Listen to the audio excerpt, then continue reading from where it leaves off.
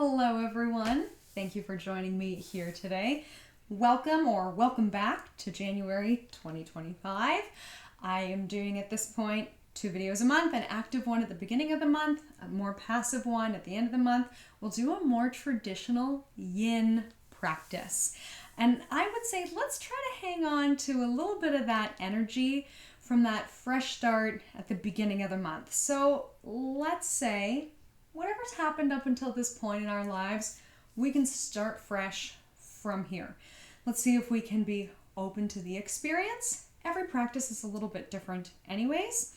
And let's see how the yin goes. I often shy away from traditional yin practices because we hold the same pose for a long time. So if you don't like the pose and we're holding it for quite some time, what are you supposed to be doing? Well, I'm going to trust you. I'm going to have faith that you will find something to do. Another favorite pose, a breathing technique, a slightly different variation. I will try to give us some suggestions as we go. But I've got to say that a more yin style class, anybody can go to a yoga class, a flowing class, doing movement, whatever. A small group of people love yin. You know, lots of people are crazy about yoga. Yin lovers are a whole other breed. So maybe that's you. Maybe you're going to absolutely get hooked on yin and love this practice. And if not, again, we can have that feeling of freshness. Oh well, it's over, starting new. I never have to do yin ever again. So you've been warned. Before we dive into it, we'll do long holds. You are your own best teacher. So that brings me to my next point. Today we are looking within to learn from our own best teacher, ourselves, that still quiet voice inside when we get really centered and can tune in, sense inward, feel inward, listen to our own thoughts, even if that's a little bit scary. Notice what kind of thoughts the mind is offering up. And this is all the realm of our third eye chakra, our sight without seeing, our ability to look inward, to envision a better future, to reimagine the past. So if you've ever had an experience where you think, oh, how did she talk to me like that? What a horrible person. And then later you think, you know what? I was too quick to judge, or I understand better now. And you can kind of rewind the movie of your life and reimagine it. That's our third eye at work. Or if you're anticipating things in the future, oh, I have this plan, it's going to be amazing. That's the third eye at work. Or, oh no, this thing is coming up, it's going to be horrible. That's our third eye. It's our power of imagination, visualization, and I love to lean into it at this time of year because it is the season of darkness. So why not look within and find light coming from within? So yes, it's dark out and it's not energizing, but maybe that's not always the point. If we are in the winter of our lives, we can take time to reset, refresh. We can get a lot of benefits from this type of restorative practice without having to do vigorous movement. So we can still work on mobility. We can still boost our mood through this kind of exercise without having to really heave ho and take ourselves to the gym or something like that. So it can be a nice complement to maybe you set some New Year's resolutions. This can be a great complement to whatever they were. If you wanted to meditate more, yin is a meditative practice. If you wanted to work out really hard, this is a great recovery workout, right? And we know, I hope you know, you get more body benefit by exercising interspersed with restorative stuff. So if you go to the gym every day, go, okay, that's fine. You'll actually get more bang for your buck if you go less often and do practices like this. Maybe once a week, maybe every other day, that's up to you. But we've got to build in recovery. It helps us recharge so we get more out of our movements. And maybe these days for you, the only movement that you are getting is shoveling snow, is putting on your coat and all your 18 million layers. The only time you ever stretch is to reach up and put a hat on your head. That's okay. That's work too. And a lot can be said for shifting our perspective, again, the power of the third eye, to view what we're already doing in a positive light. There's this famous study that talks about how employees in an active job, cleaning, were told it's exercise. Your job is exercise. And they ended up finding greater satisfaction at work and losing more weight, getting more steps than their coworkers who were not told that it's exercise to be cleaning. So if you ever needed an excuse to look outside on a snow day and say, I really think I'd like to clean out the junk room, this is it. Call it your exercise for the day. Okay, all that being said, this is our recovery practice. So think about whatever you've been doing lately that you feel has been taxing, good or bad. And we're going to use this to kind of start fresh, wash that out, okay? Let's go ahead and start in a supported child's pose. This is another one I shy away from as well because it's not comfortable for everyone, but the fans are die-hard fans. So if we don't want to do it, we can do any kind of child's pose. We can simply sit here in meditation. We may like to bring our prayer hands to our third eye, or let's see if we like to do a supported child's pose. So the idea is the blocks catch our forehead, and the pressure might actually feel quite nice. I've known the odd person that says it relieves a headache to do this. You could combine it with peppermint oil or any of those headache sprays or oils that we have. And we can extend our arms forward into child's. We might like to have the knees wide. It's often very uncomfortable to do that. We can have our hips over our knees instead as we lower down. And we may lower 1 block, 2 blocks to our elbows, straight arms, or any other variation that feels somewhat restful while we're here.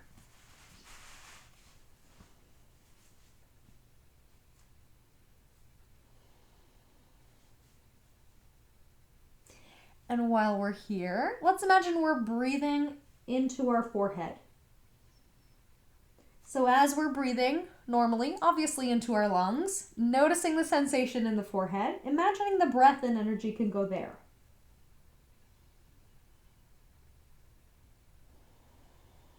Maybe we're picturing a bright white light in the forehead.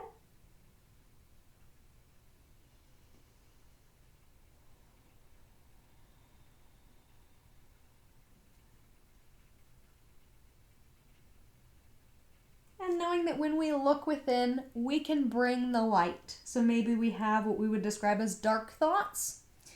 We can look at those. We're bringing a flashlight inside our own minds.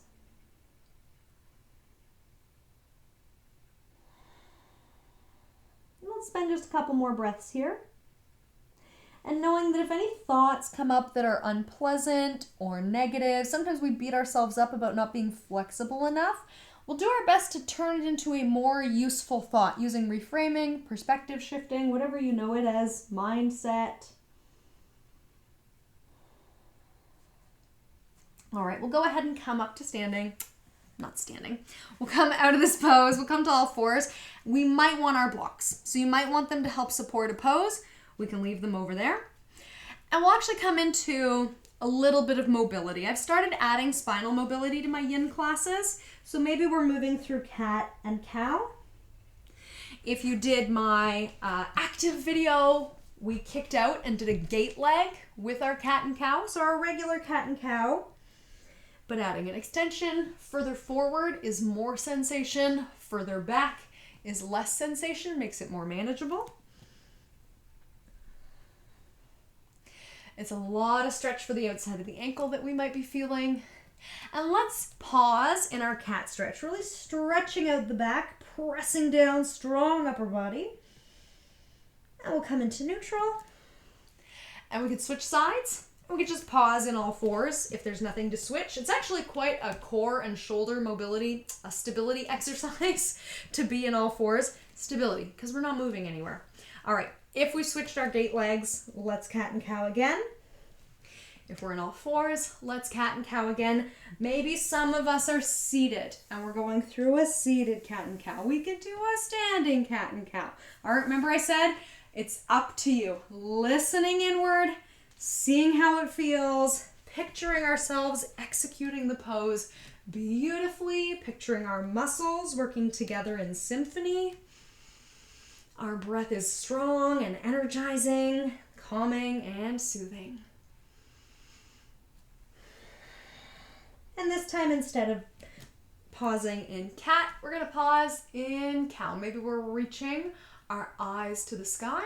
We could do it with closed eyes as well. Our sight without seeing. Eyeballs look up, eyelids close down. We'll come back through center. And let's go ahead and take a seat. So yes, of course, we could be modifying all of this.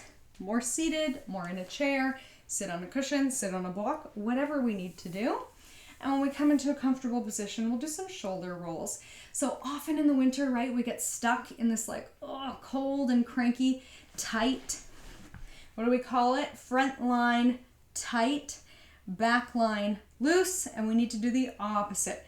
So we can squeeze our back muscles and add a lot of strength back there. So the active video that went with this one worked a bit more on upper back strength. And this video will work a bit more on front of the body. It's passive stretching, nice and easy. So let's slide our shoulders down and back. And we'll take ear to shoulder one direction, whichever one feels more natural to do first. Hang out here. See if we can still sit tall, not collapsing over. And maybe we're turning the nose down and then up to loosen up the neck. And often what happens as we get in that really tight posture, we don't feel it where the origin of the issue is. So let's come back through to center, and I'll keep explaining. Let's tilt the other way. So we don't feel tight across the chest, loose across the back. We don't say, oh, my problem is that I'm too slumped. Instead, we'll think, oh, my jaw is clicking. Or I feel like I can't take a deep breath. So whatever you've been noticing lately, we might actually loosen up the jaw or tight neck is the most common one. We're really slumped and people don't feel slumped. They just feel, oh, my neck hurts, or oh, I'm getting headaches. So I hope we'll loosen up across the chest. We're back to center. We'll do one more to strengthen the back a little bit to help us to open the chest. Let's do a flowing twist. Why not do it with our genie arms? We're going to pull one elbow back and then the other. Strong draw back, using the upper back muscles to pull us into the twist. Often we talk about abs when we're twisting, but really our back muscles are doing a fair amount of work. So if I'm twisting to the right, I'm working the right side of the back. Maybe we're moving into a bigger range of motion, pulling a bow and arrow. If I'm twisting to the left, I'm using the left side of the back. And then if we're ready for a bigger twisting movement, we can do a more typical seated twist, taking our elbow back and then the right hand down, and then our free hand can land really wherever it's comfortable. Maybe we're a little bit more easygoing with this pose today. If we reach across, we risk again coming into that rounded position. So let's see if we can draw both shoulder blades down and back, especially on the right side to pull us open. Left arm easy, overcooked linguine. Maybe we look over the shoulder, inhale to sit tall. Exhale to find softness in our facial muscles. And we gotta make it match on the other side, don't we? All right, let's set up the same way we did before. We'll do a couple more flows, whether we were pulling our bow and arrow or not. And when we're ready, let's pull all the way back. We could have been in genie arms, right? Taking the left arm in behind, super strong, and the right arm can just hang out. Avoiding slumping, we're pulled down and back through both shoulders. If we're ever not quite sure, maybe we need to kind of reset, go through a shoulder roll, and then use our strength to pull us back. It's really easy to use our arms to shove us places, right? We use our arms all day. Much tougher to execute the movement for muscles we never really think about, right? Unless you have a sore back or knots or you're getting a massage, we don't often think about our backs pulling us around, but they do. Strong back. Okay, inhaling height. Exhaling, twisting strength. Soft and strong together. We're coming back through center. Let's do one of my all-time favorite poses. It's a variation of flower or tortoise. It probably looks familiar to you as butterfly, but it's different than butterfly. So we're going to start with our legs out straight and then pull them in just enough for our soles of our feet to touch. That's it. So it's a very open diamond, a far away butterfly stretch. And it's one of the very few stretches like cat where we ever round forward. We don't usually want to be rounding because then we get really good at rounding, right? But in order for us to open into back bends, it's actually helpful for us to move into a slouch first, but an intentional, conscious slouch. So we're going to start from height, length, lift. We can hinge forward so we're not slumping through our low back. And this might actually be your favorite variation. We might want to stay here. But as we're coming forward, if it feels good to release maybe the upper back, maybe the head, and we're not just flopping, collapsing, giving up. Often they say, don't give up, surrender, right? One of these little yoga phrases that we use, but there's still a soft engagement of our core and our muscles. We're not overexerting to come into the pose, and we're not just slumping, so we still have some containment of our abs and our back as we have a little bit of a rounding forward. And depending on your back and your spine, a small amount of rounding might look like a lot of rounding. I have a fairly straight upper back, so I feel really rounded, even though I know I don't look very rounded. But it's the sensation. I'm feeling a gentle release through my mid-back and upper back, and I'm getting a stretch through the outside of the leg. So if you're getting some benefit in whatever position you're in, perfect. Then we're on the right path. Probably when we breathe, we feel our back expand more.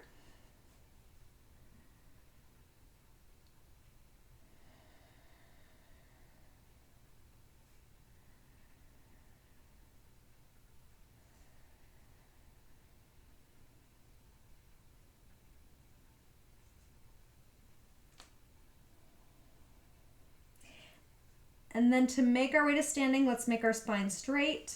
Pull from the core. We're not coming to standing, we're coming to seated. I guess I'm too excited to stand up today. Okay, we can shake the legs off. Often my clients will find that their feet or their ankles pop and crack. That might be you. You might want to shake off in some way. And then sitting however we're comfortable, we'll do a stretch again. For the upper back, we'll do a variation of eagle arms. So, eagle arms is this super fancy, twisty, pretzel-y one. Let's do easy eagle. Will take us back to gym class. I remember this one from gym class. Maybe you do too. The right arm goes across and then the left arm simply holds it. So I'm pressing my hand into my lower arm and my lower arm into my hand to increase the stretch. Again, if I'm just here flopping, zero sensation. But if I do a little push, then I activate the muscles. Something's going on. I feel a stretch in the back of the right shoulder. We're in good shape. And some of us might like a more eagle-y version to bring the backs of the hands together. I don't know how many of us can wrap around. But I would say no matter what variation we pick, careful that we are not eagles looking over our prey on the ground. We are standing tall, right? So we're not pecking forward, slumping through the back of the neck. We're pulling up and back. We're pulling the shoulder down and back, even though the arm is reaching forward. It can be tough to make the shoulder move back and the arm move forward, but I have faith. You can do it. Okay, let's spread those eagle wings. Inhale, breathe and flap.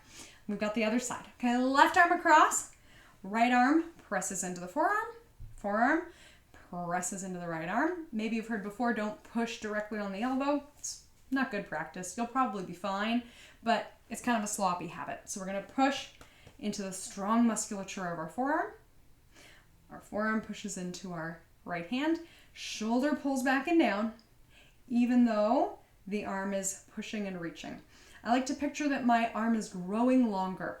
So the upper part of my arm is growing longer, pulling back. The lower part of my arm is growing longer, moving forward. Maybe we're picturing the same with our spines. Growing longer, tailbone grows down, crown of the head grows up. Breathing evenly. Yes, if we want to look more like eagle, we can do an eagle hug, eagle back to back, or eagle palm to palm. Different variations, but we're not pecking forward, we are pulling back. You can stay as you are. I'll show us from the side. We've done all this rounding forward. It is time to open out. So we can spread our eagle wings again. Big breath into our hearts. Let's take our hands down by our sides. And ideally our fingers are pointed out or forward, but it can be not so great if the fingertips point back. And I'd say for most people, pointing out is probably the happy medium, probably fingertips. We're going to move in the opposite direction. We're going to lift our hearts, lift the chin. Maybe we're closing our eyes, again looking inward. We might be comfortable with more weight on the hands. It's a lot for the shoulders and wrists though, so no pressure to go there, especially since we're doing a more softness themed class. We might feel our breath is really tight in the chest. We just compressed our chest. We spent a whole season rounding forward. So let's see if we can be patient, right? Instead of saying to ourselves in the darkness of our mind, oh, my chest is so tight, I'm not good at this. Let's say, I'm patient with my chest muscles stretching.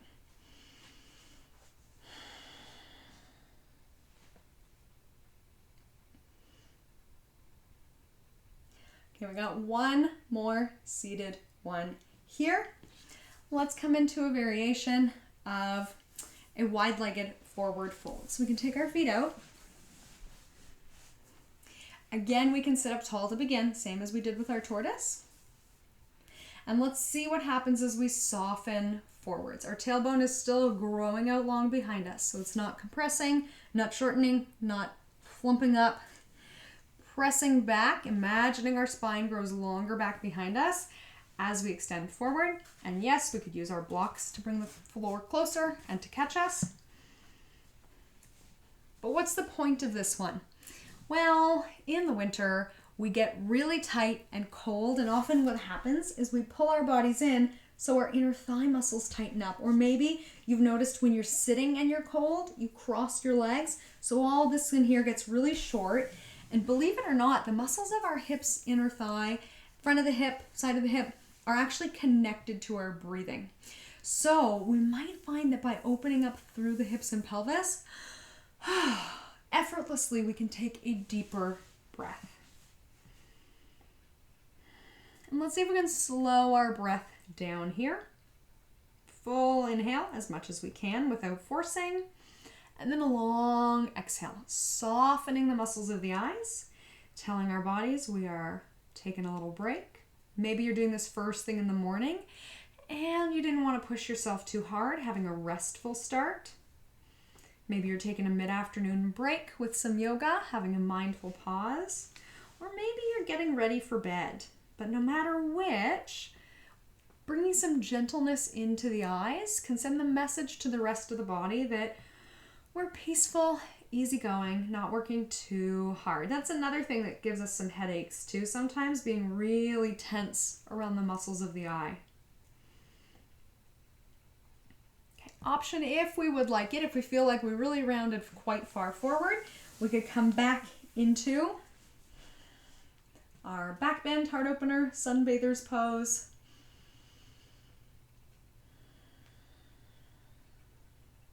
And before we come to a supine position lying down, I want to offer us a style of breathing that can sometimes feel really soothing at this time of year.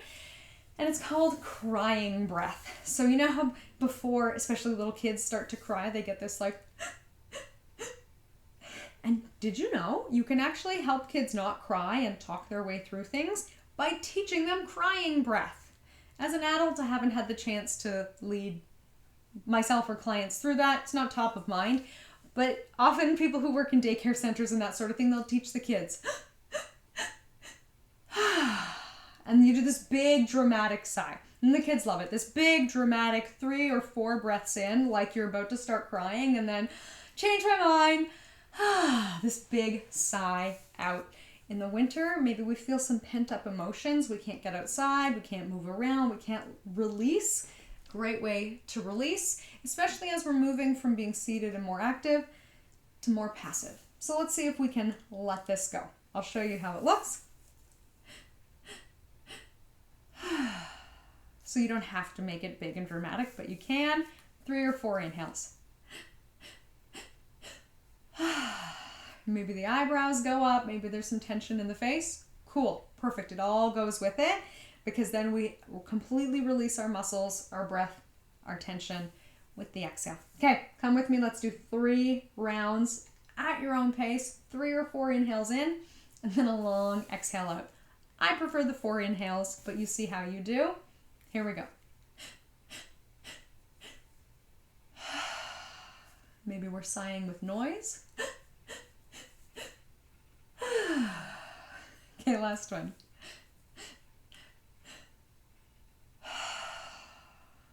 Beautiful. You may notice some other sensation come up. Maybe you do start crying, maybe you yawn, maybe you have some tears in the corners of your eye, you feel like you need to do some movement. I say whatever those physical impulses are, invite them in, release them, let them go. It's a wonderful style of breath to do to kind of discharge the energy after a stressful moment, stressful phone call, stressful interaction, stressful moment in your life. You know those moments where you get that little bit of anxiety from whatever it is. You know, that moment when you drop the china cup, but you don't know if it's going to smash when it hits the floor. That caught on an inhale can really be soothed afterwards by... So, there's your little tip. You can do it any time of day. Here we go. Let's lie down. Might want to block for underneath the head. Maybe not. Maybe we're fine. And again, let's use this third eye, listening inward, sending our minds inward, noticing whatever messages the body is sending up right now. And maybe one of those messages is something that needs to be moved. Maybe we feel we need a little sway for the legs, knees to chest or a long stretch.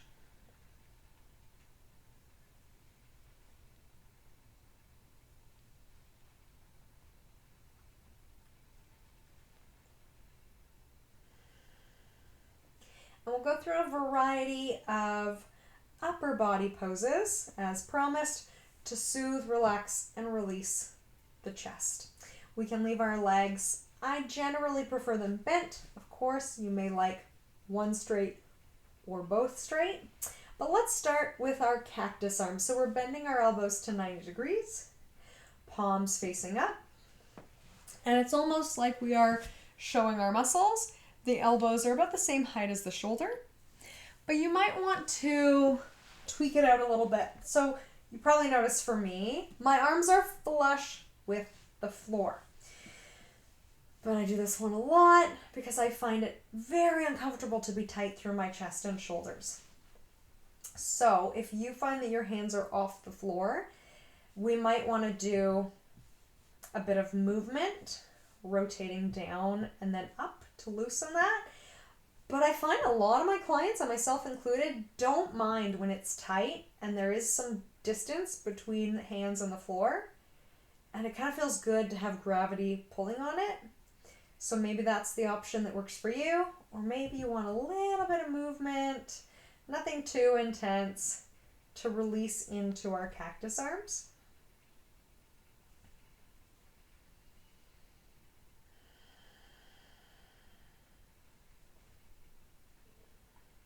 Our shoulders might start to creep up towards our ears, in which case we can reset them, maybe tucking our shoulder blades under our backs or nodding the head. See if we can spend another minute here before we move on to a different stretch. So maybe we like counting our breath, roughly 6 rounds of breath, but no pressure. Of course, breathe at any speed. We could even do that crying breath if it feels good here.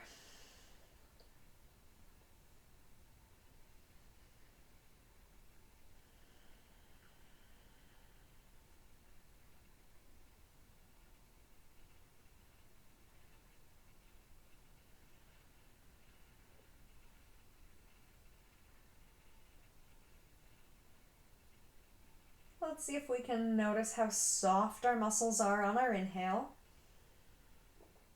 Observing, giving ourselves a little pat on the back. And maybe they can soften even more with our exhale.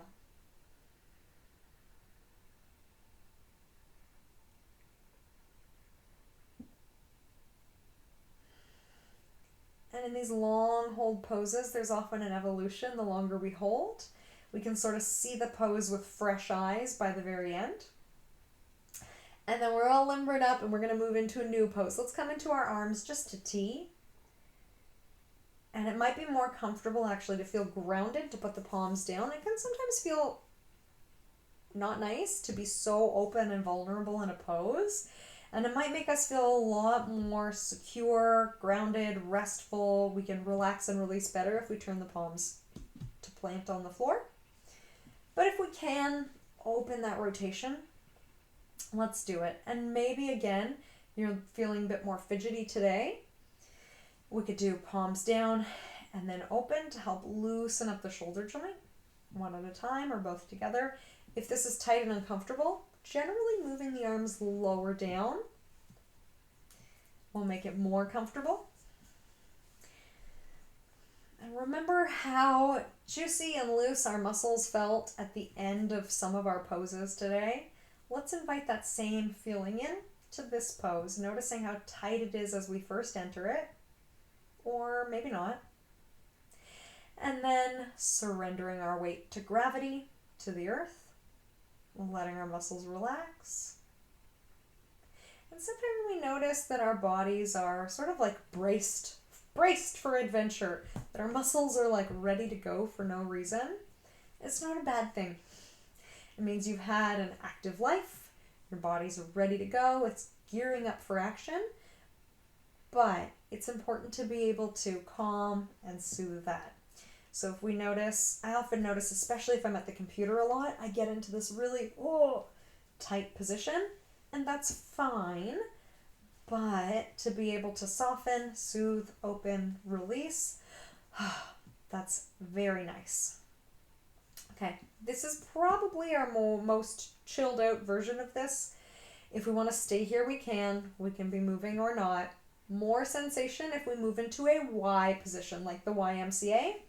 Again, some of us might have some distance between our arms and the floor. That might feel really good for you. That might feel horrible for you. So you decide, you be the judge. If our arms can rest comfortably, wonderful. Now, some of us maybe can like barely move into this range of motion. Can we do hands behind the head? Does that feel nice and restful? Does it give any kind of stretch sensation? This is probably one of my favorite poses. I call it stargazer's pose or cloud gazer's pose, depending on if we're doing it in the morning or at night. And there's something about it that's just so easy breezy, nothing to do, lying on a grassy hill, watching the stars or watching the clouds go by. So I think that this is actually a very high value pose because of the body language signal that it sends. So feel free to do this one as an alternative, or even to do maybe more like a moose or thumbs to shoulders, anything to open out. And yeah, if we have the flexibility to come into a Y, maybe make an X with our whole bodies, cool.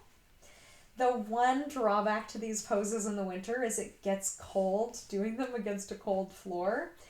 So if we find that we are getting chilly, rest assured we are almost done.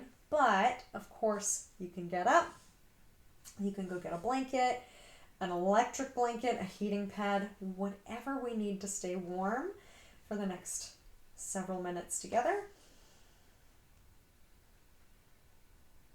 But if we are feeling loose, not too much challenge, if we would like, we can do biceps by our ears in sort of a touchdown position with the arms. And any position in the legs.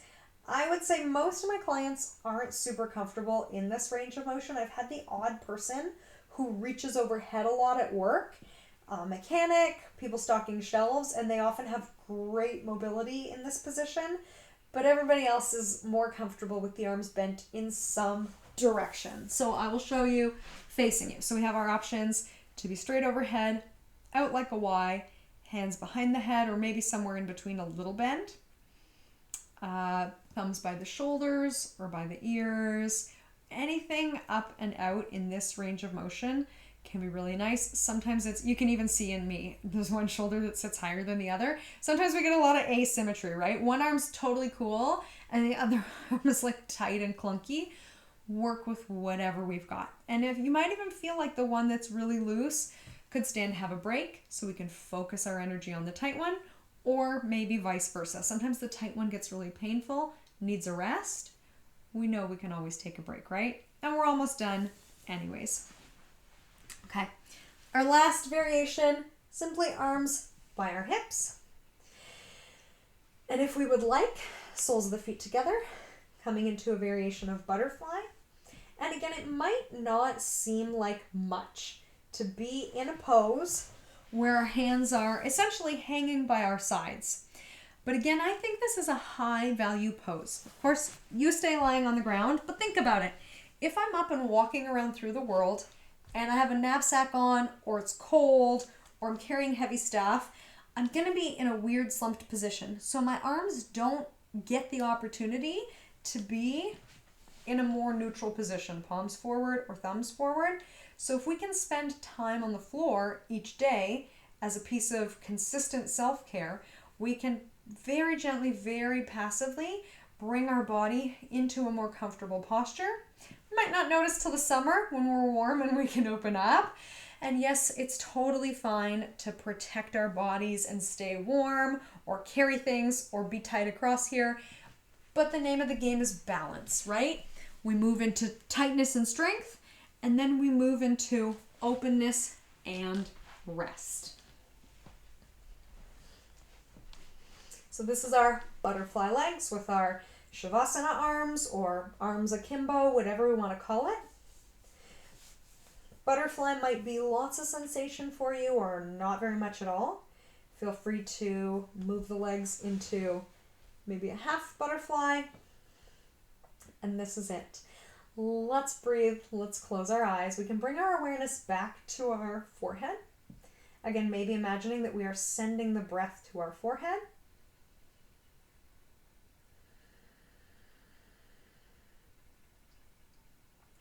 Maybe we're picturing a bright white light in the space of the forehead.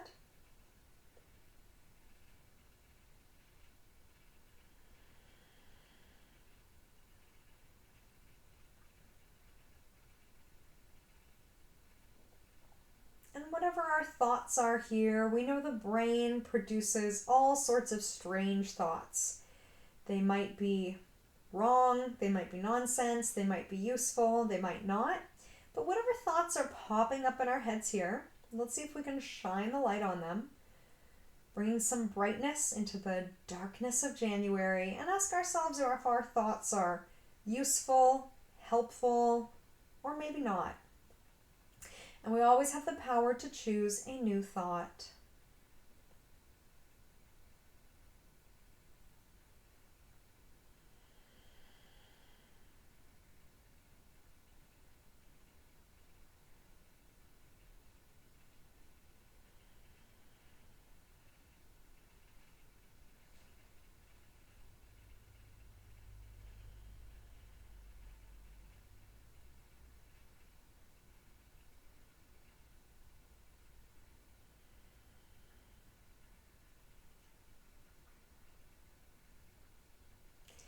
And if you did the more active video as the counterpart to this one, you will know the emotion that brings the most blood flow to the brain is enthusiasm.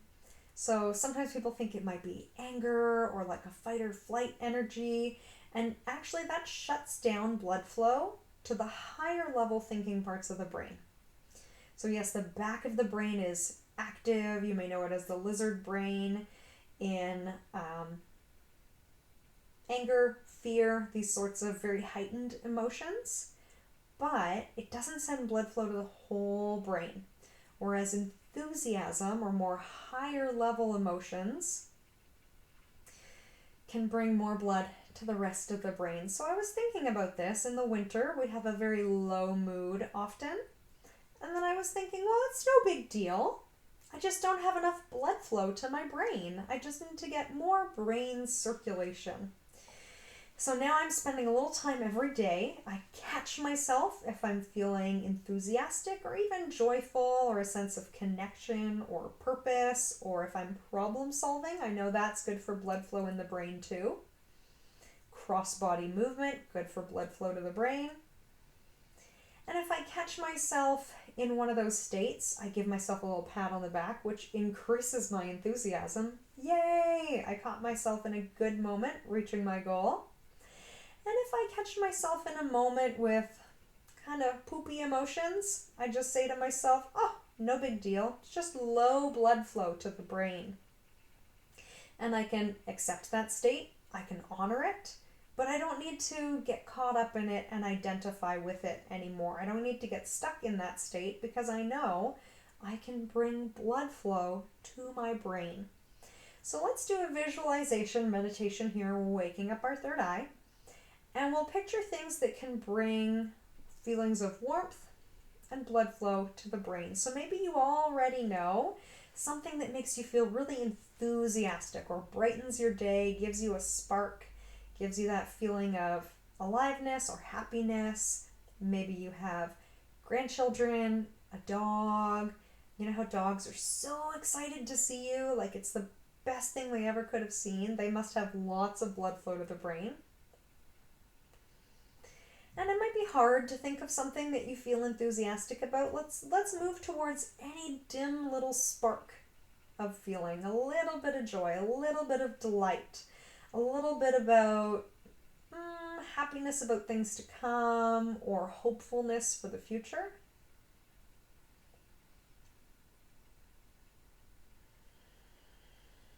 And almost no yoga practice would be complete without thinking of something that gives us a feeling of gratitude, thankfulness, appreciation.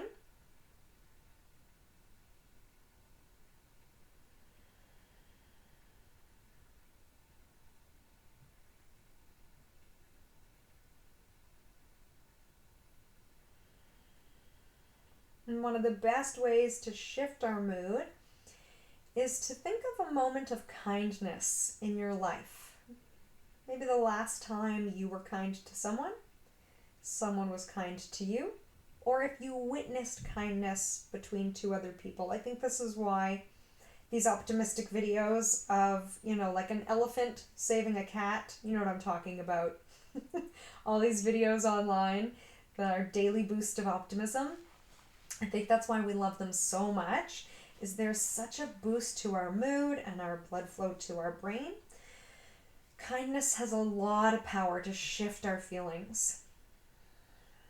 And as a bonus round, you can even add on planning to do something kind for someone else in the near future. Sending a note, calling someone, maybe an act that requires a little bit more effort, but anything big or small that's kindness. It's good for our brains, good for our moods. Feel free to stay here as long as we like, but I'll relist those, okay? So thinking of a moment of enthusiasm, gratitude, kindness, and then planning for the next time that you would like to be kind to someone else. Any action, big or small. Feel free to take this time shining light into the darkness of the winter. Stay here as long as you like, but our official time together is up. Namaste.